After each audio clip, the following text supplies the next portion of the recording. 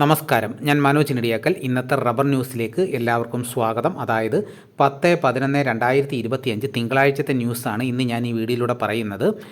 കരകയറാതെ rubber. സംസ്ഥാനത്തെ rubber ലഭ്യത നാമമാത്രമെങ്കിലും tyre വ്യവസായികൾ നിരക്ക് ഇടിച്ചു. വിലയിടിവ് കണ്ട് സ്റ്റോക്കിസ്റ്റുകൾ വിട്ടുനിന്നത് ടയർ കമ്പനിയുടെ കണക്ക് കൂട്ടലുകൾ തെറ്റിച്ചു. തെളിഞ്ഞ കാലാവസ്ഥ ലഭ്യമായതോടെ ടാപ്പിംഗ് ഊർജിതമാക്കാനുള്ള തയ്യാറെടുപ്പിലാണ് ഉൽപ്പാദകരെങ്കിലും തുലാം വർഷം വീണ്ടും സജീവമാക്കുമെന്ന കാലാവസ്ഥ വിലയിരുത്തലുകൾ ഉൽപ്പാദകരിൽ ആശങ്കയുളവാക്കി. കാർഷിക മേഖലയിൽ കാര്യമായ റബ്ബർ സ്റ്റോക്കില്ല.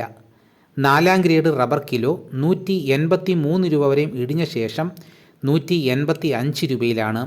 5ാം ഗ്രേഡ് 181 രൂപയിലും ലാറ്റക്സ് കിലോ 117 രൂപയിലും കൈമാറ്റം നടന്നു. ജപ്പാൻ എക്സ്ചേഞ്ചിൽ വാരാന്ത്യം റബ്ബർ കിലോ 312 യെന്നിലാണ്.